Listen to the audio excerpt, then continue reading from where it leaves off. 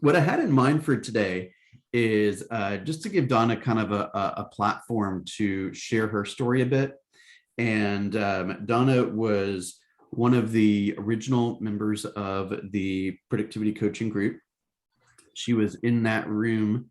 I remember this very distinctly. It was you and Tevin and me. That's it. In the room. And I think this is a couple of days before everything shut down. And I said, this is going to be a big problem, right? And I said, you better do this and this and this and this and this. And I distinctly remember us being in that room. And so I just want to take a minute to thank you for your long-term commitment to this group and to your business. And I'm super grateful for all the things that I've learned from you. And you know, this is not just me standing up and, you know, sharing a bunch of stuff with you. This is, I learn every day, right? I learn from the things that y'all question. I learn from the kind of the ideas and opinions that you have, and just learning how different people think and process, you know, their business is a huge help. And you're one of the primary people that has contributed to that. So thank you, Donna. Thank you. So we have a small group today, and I want to give obviously respect to both of you, but I also want to you know, recognize that you're here, Tracy. So what I was saying to Donna a few minutes ago was, Donna is kind of aware a lot of you guys are as kind of newer agents trying to figure out what to do every day, and, you know, what to prioritize, and kind of how to know you're winning and all these kind of things. Donna was there like a year ago, right? And Donna, you know, it has been growing her business day by day, hour by hour since that moment. Donna also is recently full-time for much of the last year, has had some side projects that, you know, they keep calling her in because she's such a good person, and having her run these projects and train all these people and stuff. And I think that is finally kind of phased out, and Donna is now all in.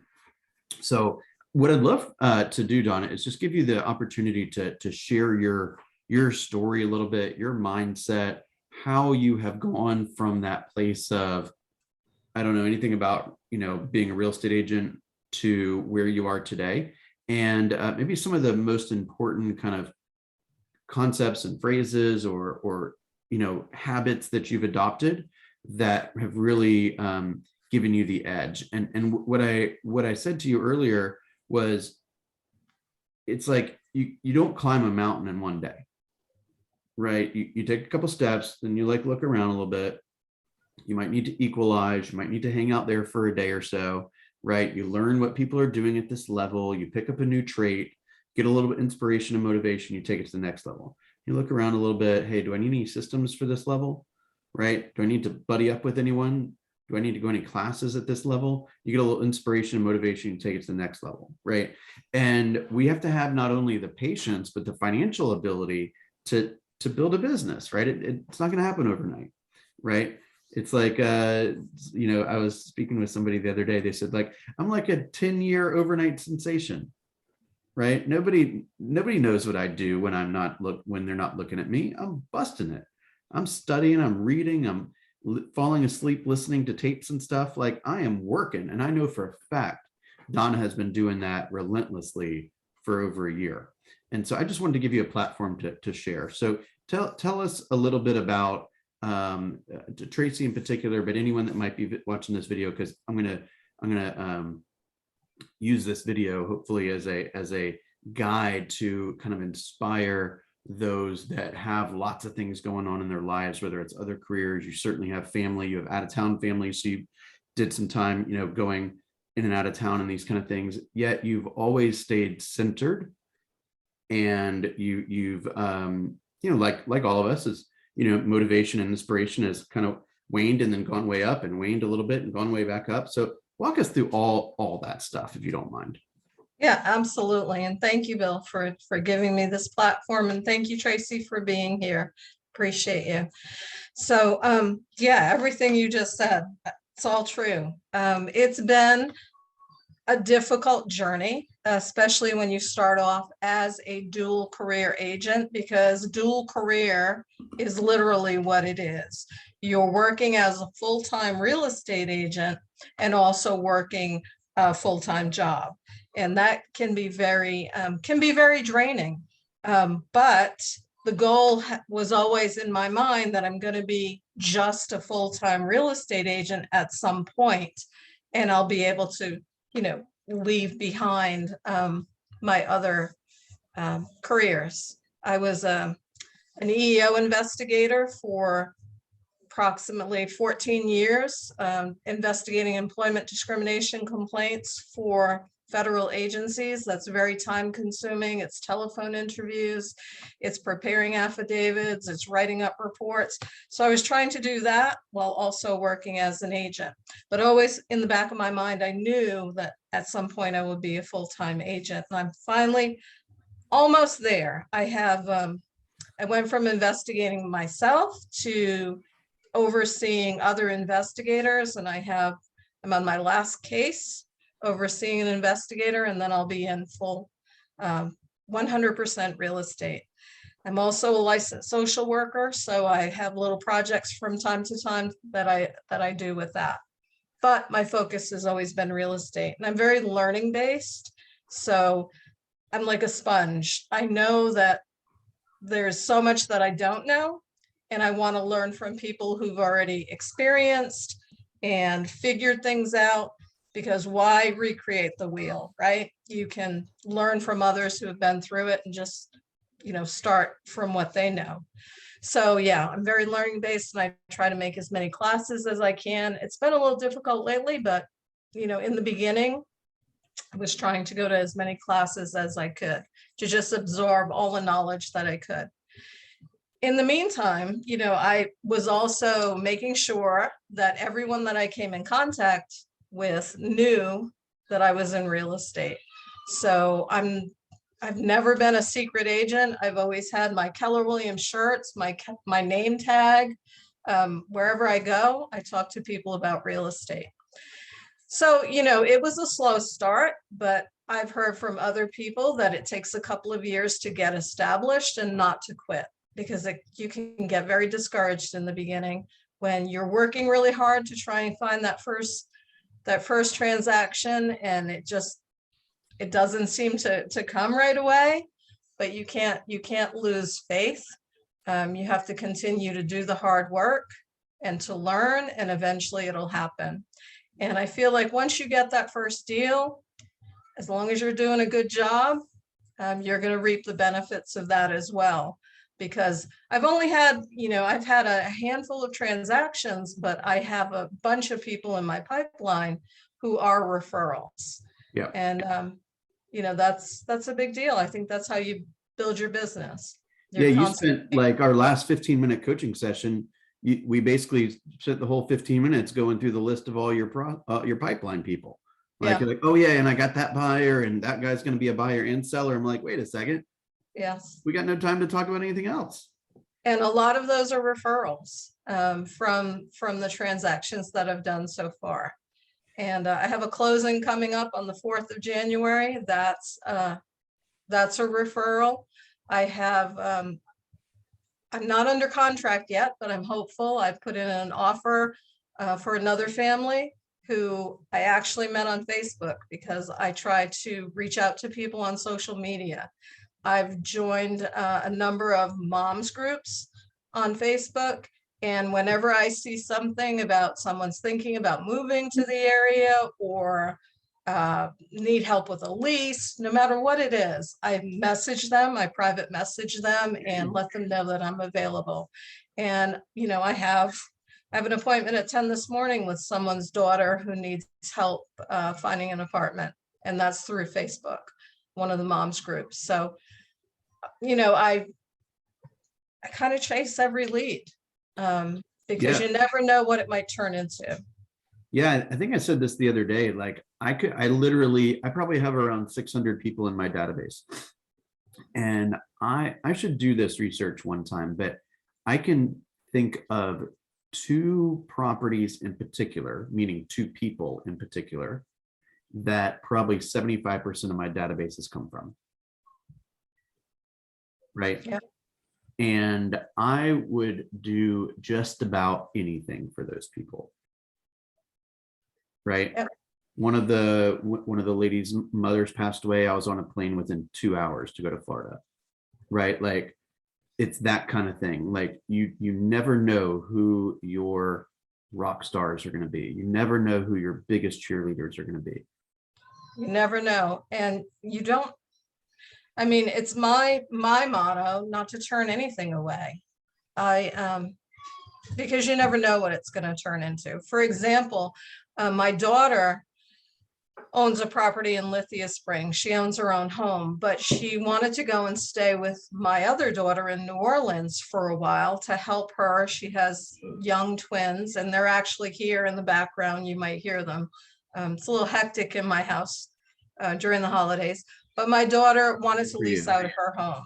So I helped her to, figure out how to do that. And I held an open house for her. And I met a couple of people through the open house. And one of them gave me a referral that will be closing. That's my closing on January 4th. One of the people that came to the open house, he's a professor at University of West Georgia, and he referred one of his colleagues to me. So you never know where an opportunity might come from. And for example, this appointment at 10 this morning, it's for a lease. Who knows? I may or may not be able to help her, but I'm going to do my best, because that's really what I'm in this for too, is to help people. And both of those properties that I was just telling you about, they both were leases. Yeah. One was a lease in over near like Shallowford Road, Claremont Road area, and the other was in Alpharetta. And from leasing both of those homes and eventually selling both of those homes, and all the people that came from that and all the people that came from those people, that's where it all came from, basically. All right, Donna, let's get into the weeds a little bit. Tell us a little bit about like how you are, I never actually thought about this until just a minute ago, but like in your investigative background, you probably learned how to ask really good questions. And you also probably learned how to listen for what was not said, just as importantly as what potentially was said, right? And when somebody's being vague about something, you probably know ways to like finesse whatever you need to learn out of that situation, right? So a lot of people don't realize how much experience they have in their previous careers and how helpful that is in real estate. And then they'll come into real estate, they're like, oh, I don't know how to do real estate, and so I'm nervous about everything. It's just talking to people. You've been talking to people your whole life. Yes, that's right. And like Lawanda's been is a teacher. Like, man, that's the hardest job there is outside of being a parent, right? I mean, you got the best training you could possibly have. You got patience, organization. You know how to ask good questions. You just got to get out there. Exactly. And I think being a teacher, I mean, we have so many successful agents who were teachers in the past. I have someone that I'm recruiting for my downline who's a middle school teacher, and I'm hoping that we can get her on board. But teachers make great agents because they're teachers. And a lot of, I know my first time home buyers don't know anything, and it requires patience to teach them about the home buying process. And, they may need to ask the same questions over and over, and having that patience and ability to communicate is very helpful to helping them feel comfortable and safe and, trusting that you're going to have their best interests at heart. So, there are definitely skills from other careers that are transferable to real estate. And my social work and investigator background both have, skills that have transferred. Absolutely. I know how to ask follow-up questions, to dig a little deeper. And that's something that we've always been taught. in productivity coaching, is to have to listen and to follow up. Okay, let's go back to, thank you for sharing that. Let's go back to like the days of kind of overwhelm, right? Where you didn't know, like you needed some help on like what was most important, and you were ultimately trying to prioritize the things that matter most. And you know, I'm actually going through, well, I'll tell you that in a second. And you ultimately had to do a bunch of projects, right? Like you had to build a buyer presentation, you had to build a listing presentation, you had to like figure out how you were going to tag your database, you had to build that stunningly beautiful piece of fine art in the background, which is your pipeline. Oh my gosh. I'm going to show it to you. It's not Oh done yeah, yet. I'm going to put you're not getting off my this call without showing it to us for sure. going to put my recruits on the back. I haven't done that yet. No, not the back. Recruit You can't see the pipeline. back, Donna. You need another board. And I probably need another board because I'm filling Don't this put one nothing up. on the back. You don't look at the back.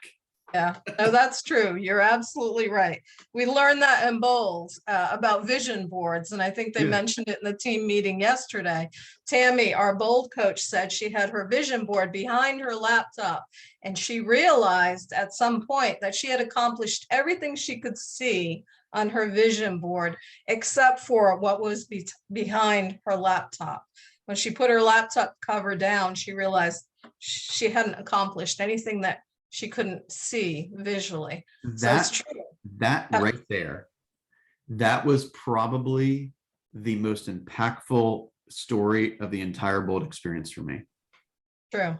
And I've done Bold, I don't know, 16, 17 times or something. And every time I just know there's going to be some moment like that. And that was the moment. That was just amazing. Okay, so walk us through how you like dealt with all that stuff. Like, how did you approach it mentally? How did you approach it, you know, from a kind of a time, you know, like day by day, hour by hour? Like, how did you make sense of it all? Yeah, so, and I know everyone here who's new, and even if you're not so new, you're still probably very overwhelmed. Coming into real estate, it's like you're just jumping in the deep end of the pool. There's just so much to learn. It's so different than what you learned in your pre-license training. Now you're really learning the, you know, the nuts and bolts of being a real estate agent, right? And everyone feels overwhelmed. It's just like you don't know where to begin, what to do, what classes to take, what to say to people when you're trying to, you know, prospect. So you're not alone. I mean, everybody feels that way. And there's been a few times where I felt so overwhelmed. I just didn't know if this was, you know, if I was going to make it, because it was overwhelming. And back then when I started, which, you know, it's been a couple of years, probably 2 years, I think this October, Keller Williams, our office, they had an onboarding and a little bit of guidance, but I think they're doing a lot better now with telling you exactly which steps you should be taking, you know, what you need to do from the beginning. So there's been a lot of improvement there. I didn't really have that in the beginning, but everybody feels the same way, and you just need to keep pushing through. And as I mentioned, several people have said to me, several successful agents have said to me, don't quit. Don't quit. It's going to happen. Just do the work and it will happen. And it's true. You just need to, you know, you need to start from the beginning and think about, what do I need to do to be prepared for my first appointment? And you have so many resources. You know, we have Command, we have Designs in Command where you can get your buyer consultation and your listing presentation. We have Michael Lewis Marketing Suite. I've used both of those. We have Sam as a resource for anything that's technology related. We have so many resources through Keller Williams Connect, where you can just Google 66-day challenge, Marty Miller. You can Google any topic. I mean, I learned how to do landing pages just by Googling YouTube for Marty Miller's 66-day challenge. Yep. Anything that you need to learn, you have the resources out there. So just, start from the beginning. What do I need? I need a buyer consultation. Let me figure out how to put that together. And then you have coaches and you have mentors to help you. You need to put together your listing presentation. I mean, Bill has always said, have your buyer and seller intake sheets right next to you at your computer when you're prospecting, when you're lead generating. There's just so many resources and so much guidance to help you to figure it out. You're not alone. And that's the thing that I love about our office. We have so many people that are there to hold your hand and walk you through. Yep. What I've joked in the past, like, if you don't think about quitting this business like once a month, you ain't talking to enough people. Yeah, it's true. And you eventually you're going to break through. It's like anything, you're going to have that breakout moment. I always think of my son who's an athlete. There was a point in his athletic career where he just broke through and everything just seemed to fall into place after that. And I look at it as the same thing. It's a competitive business. You have to practice, you have to prepare, just like I've watched him prepare for games in high school and college. It's the same thing.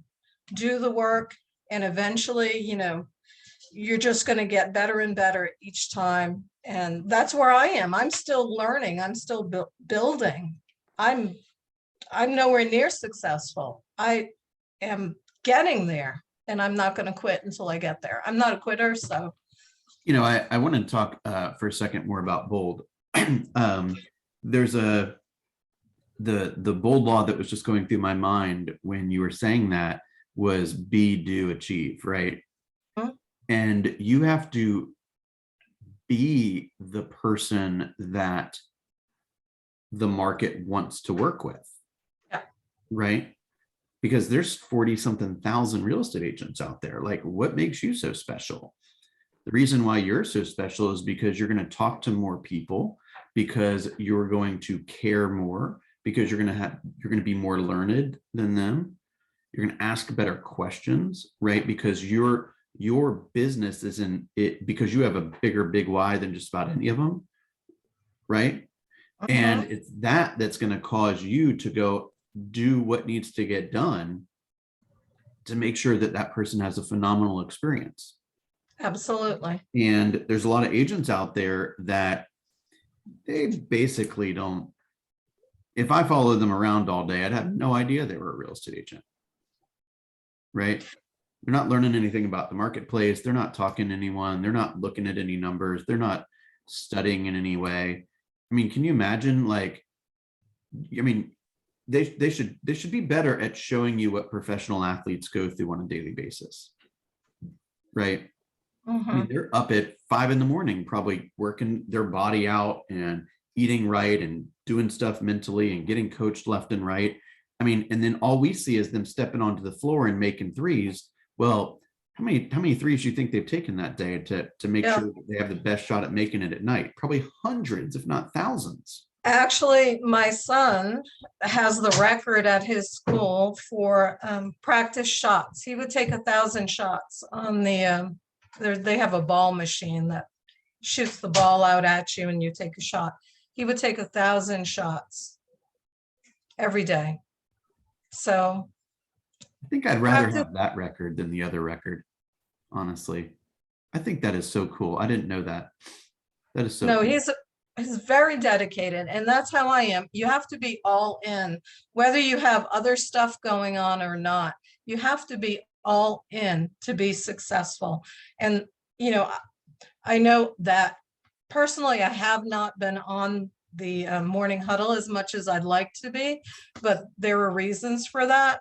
So that's going to change in the new year, because I think it's important to start my day with that. You know how I am, Bill, about my morning routine. Mm-hmm. To me, in real estate, mindset is everything. You have to start the day off with a positive mindset. And every morning I try to clear my mind from what's happened the day before and start fresh and start my day with gratitude, and then start my day also with education. And being part of the morning huddle is a big piece of that. Just feeling part of that community. It's a good way to get started each day. I also do a lot with YouTube. I watch a lot of YouTube videos with successful agents, brokers in Atlanta, just constantly learning and, emulating others who are already successful, I think, is a smart strategy. So, I try to do my best with that.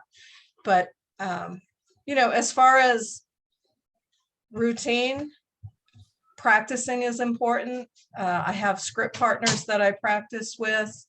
Drew and I are also starting.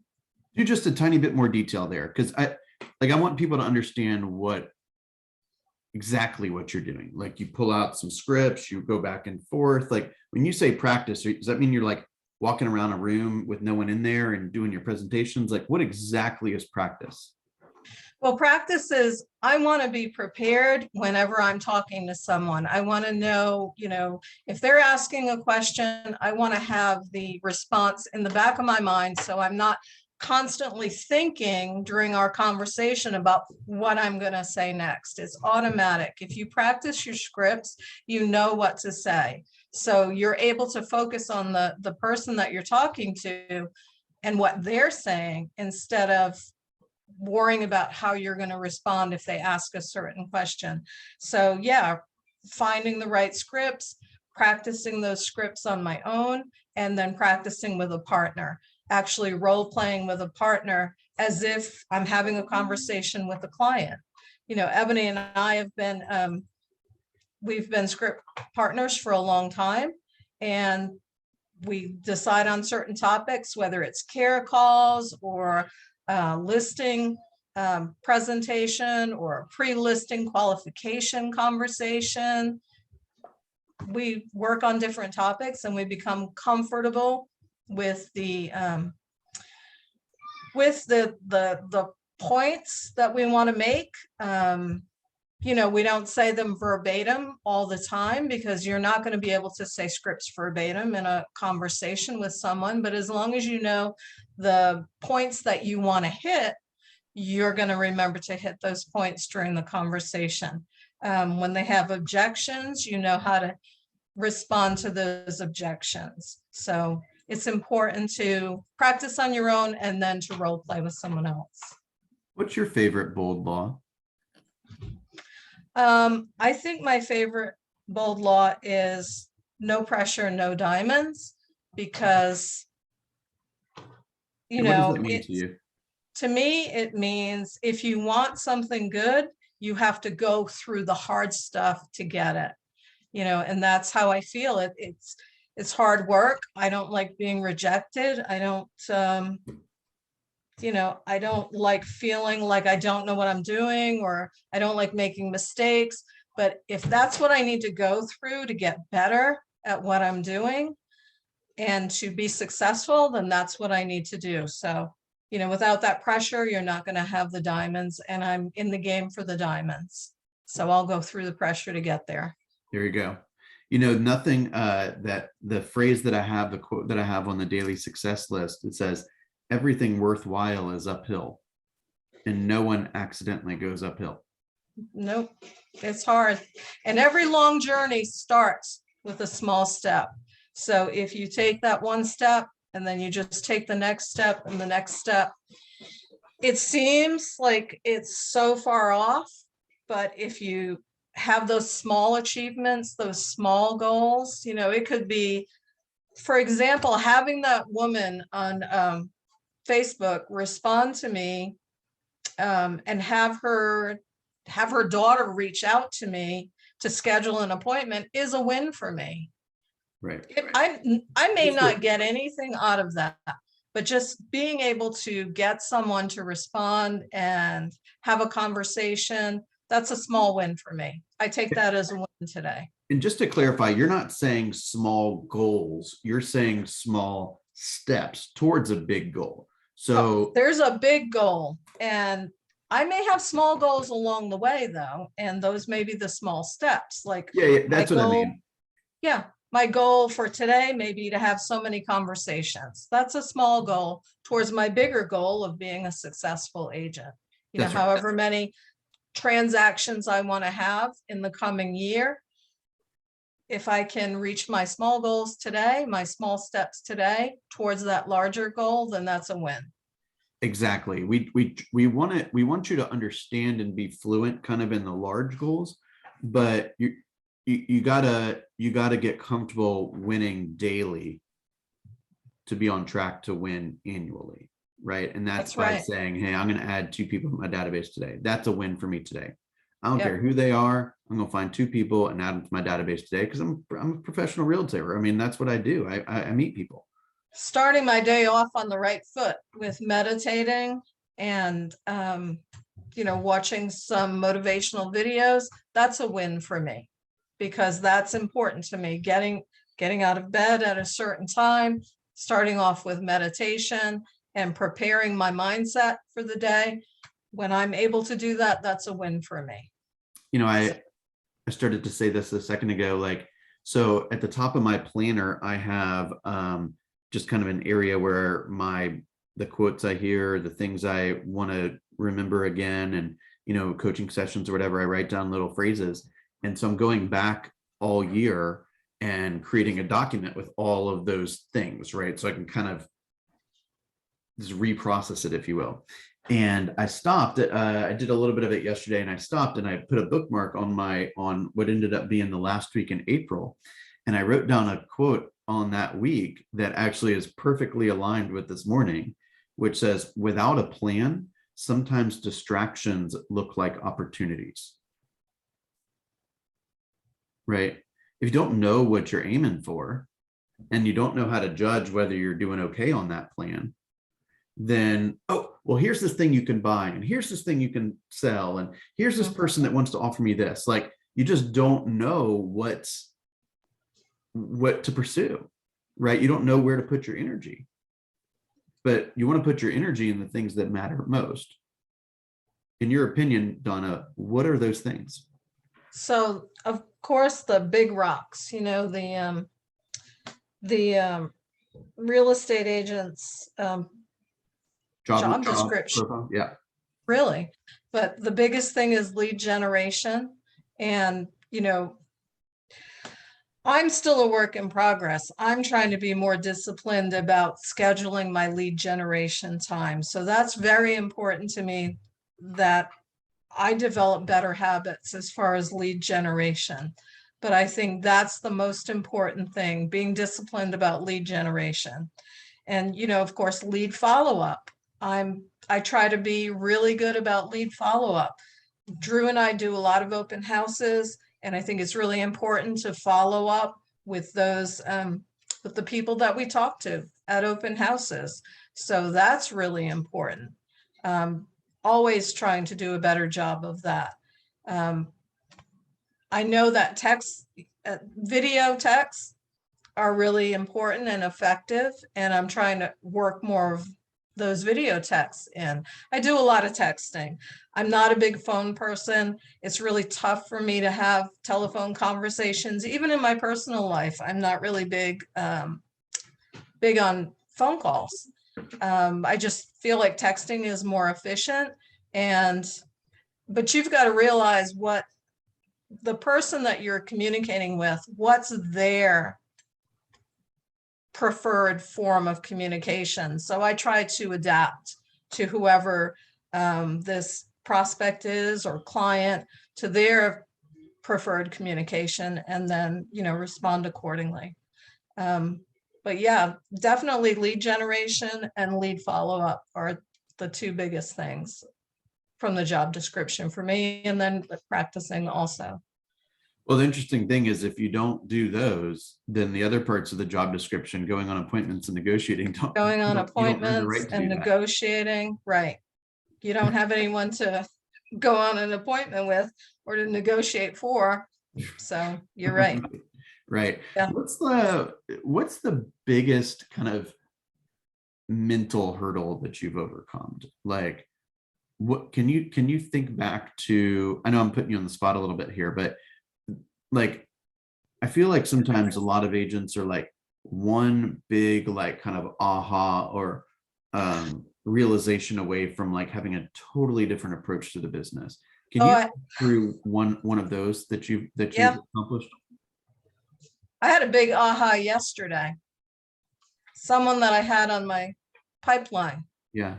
I didn't ask for the business and I lost the opportunity. I had someone on my pipeline who she actually was a call that came in through the opportunity desk, right? And she was looking to buy a piece of land to build on. So I've been working on that, trying to help her to find a piece of land. I incorporated Drew in it, having him also talk to her to try and help her to find a piece of land to build on. She wanted to build a home in Milton with a lap pool and a tennis court.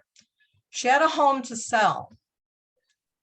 Her home was over $1 million, right? And I had asked her, do you need to sell your home in order to purchase this land and build your new home? Her answer was no. Why didn't I ask her, well, can I have the opportunity? You know, can I have an appointment to come and do my presentation, or however I would have asked her to sell her home? I was just, in my mind, I assumed she wasn't going to move until she got this piece of land and built her house. Well, yesterday, as I'm doing my Christmas cards and I'm looking up her address again, I see that Reed Casey got the listing on October 6th and it closed on December 13th. And I've been talking with this woman probably since September. It sold for $1,475,000. So why didn't I ask her then, you know, are you planning to sell your home now? Can we talk about selling your home now? I didn't. I just assumed that it would happen when we started to buy this other property. So I lost an opportunity there, but it was my fault because I wasn't more assertive, I guess. Okay. So that was a big aha for me. Ask for the business. that you shared that, because there's two parts of that. One is the fact of what happened. Yeah. Second is what you do about it, right? There are tons of realtors who that would happen to, and they would be paralyzed for weeks and or longer, maybe even. And they wouldn't be able to make any more calls. They'd talk about it endlessly, right? And they'd have a pity party for forever, right? And you're going to get right back in and go find somebody else. Yeah. Right. How do you have how do you process that? Like, if there's an agent on this call or listening later that says, I don't think I'd be able to recover from that, coach them through that, Donna. Well, Bill, and I need to change my location. So hold on just a second. I'm going to walk Okay, bring out that to a pipeline different- with you. I'm about to ask you about it. Okay. So yeah, I was paralyzed maybe for, I don't know, a couple of hours. It bothered me because I felt like I had really failed myself. You know, there were lessons learned for me. I definitely should have asked more questions, been a little more assertive, asked for the business. Hold on just a second.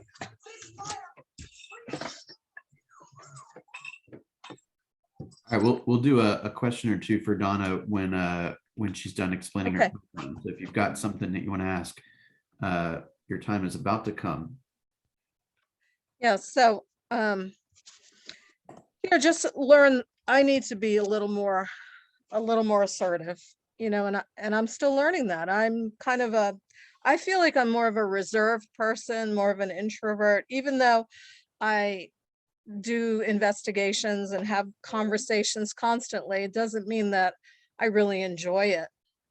You know, it's still a struggle for me, but I push forward through that because I really have to learn. I mean, that's part of this business, is having conversations. So it's important to become proficient at that.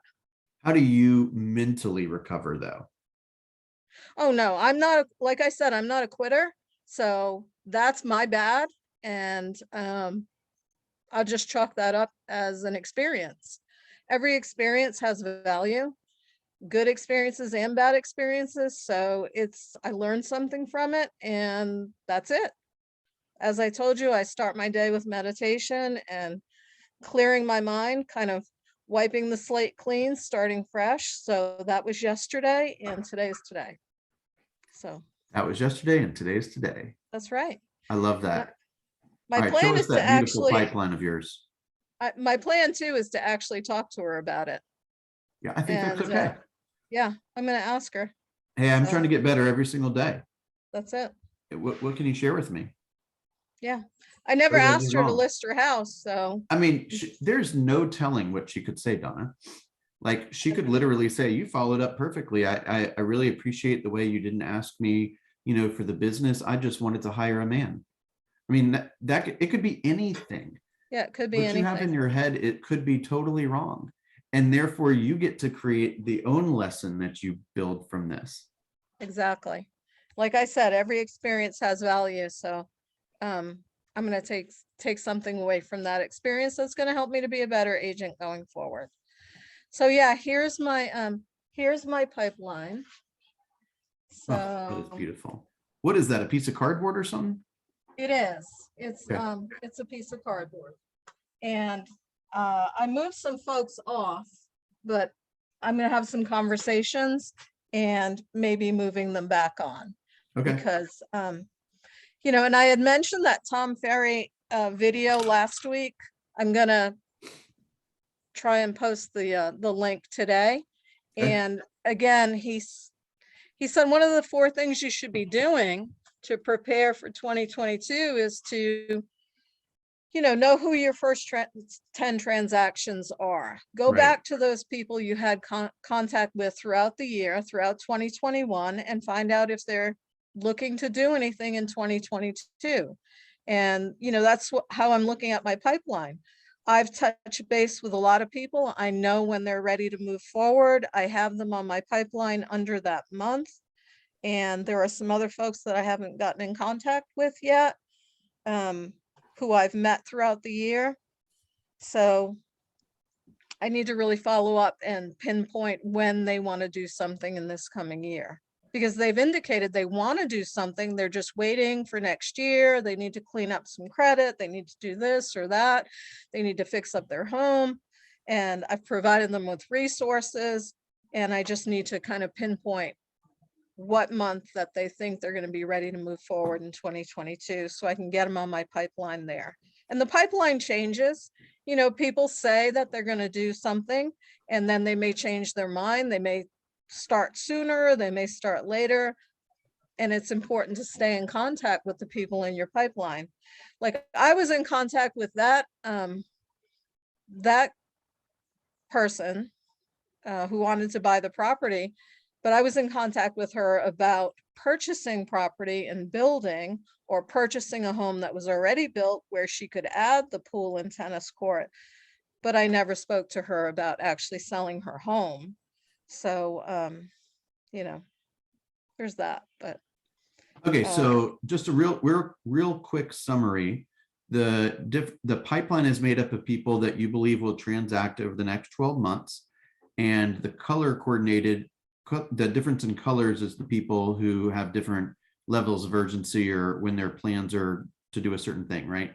well, I have them under months. So my Oh, color okay, cool. coordination are buyers and sellers. So the blue at the top are the months, Okay. and the pink and the yellow are the buyers and sellers. Pink are my buyers, yellow are sellers. And they're under the months where they've indicated that they plan to do business. So right now I'm working with 5 people. One is under contract. The other one I've submitted an offer. The other let's see, 1, 2, 3. The other 3 we're still searching. Mhm. I have 3 that are definitely moving forward in January. They've indicated that, and we're already hooked up with lenders. So they're working on whatever they need to do to prepare to move forward in January. Okay. In February, we have 2 that are ready to move forward. In February, that's their plan. March, I have a seller who also wants to buy. And I have some out-of-state buyers that are selling in California that are planning to move forward in March. So again, I have everybody under a month Yep. where they've already indicated that they want to do business with me and when. So, and again, that changes. I may have to move someone back or forward, Of course. but that's what the pipeline is. And then I've got a bunch of people who said 2022, but didn't really commit to a specific time frame. And I want to see if I can pinpoint, pin them down to a more specific time. Okay. So a couple rules for the pipeline. We say that you want to have at least 3 times the number of people that you anticipate closing, or let's say your goal is to close 15 sales next year. You want to have constantly have 45 people on that list. If you look at that list and it's got less than 45 people on the list, there's a very small chance you're selling 15 homes.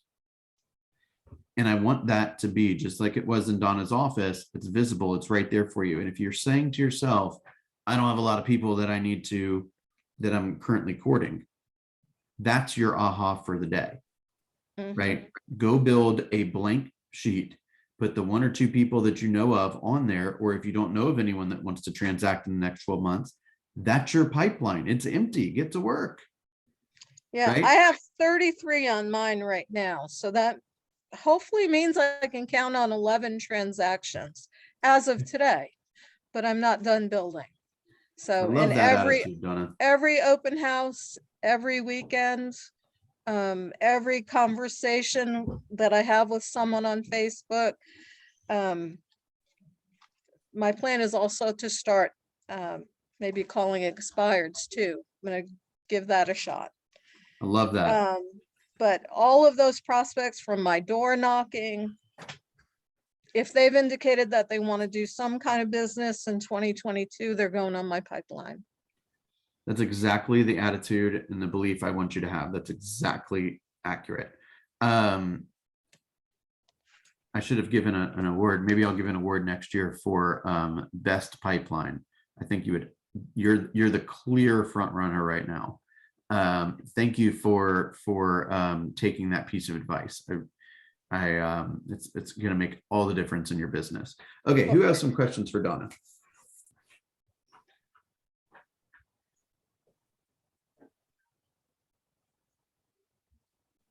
Don't hear you. Don't hear you. Really? Oh, I don't know what's wrong. There you go. There you go. No, we can hear you. Okay. Your buyer presentation and your listing presentation, do you use what Tom Ferry's templates or something, or checklist? What do you? I actually use the templates from Designs in Command. You can tailor those to however you want to tailor them. You can remove pages. You can, change the verbiage in it. You can add anything specific about you that you want to add. For example, I added my volunteer work to both my buyer and seller presentations, but I use the ones in Command. It's very user friendly. Yeah, and you can also, drag in slides from chart masters that help the buyer, the seller understand the market better. There's something called the listing proposal. I'm about to share it with you guys. That was done by a woman in Houston, I believe. I'm going to share that with you guys. It's in the Google Drive, but I'll share it with you on the WhatsApp. It just gives you an idea of what a pre-listing packet could be. And while we're on the topic of that, let me just try to clarify that for a second. The presentation itself, I think we've given it the wrong word. Okay. It's not supposed to be a presentation. It's supposed to be a consultation. Mm-hmm. Presentation insinuates that you're going to sit there and I'm going to talk and you're going to listen and then I'm going to leave when I'm done. Right? That's not what it is at all. I want to get you a bunch of information ahead of time so you can understand how to be successful in the marketplace, so I can differentiate myself from my competitors, and I can help you better understand how I do business and why I'm special. Then when we're face to face, I'm going to just be asking you a bunch of questions about you. It's not going to be a brag fest or a sit here while I flip the pages. It's okay, so tell me about your motivation and all the questions that we go through, right?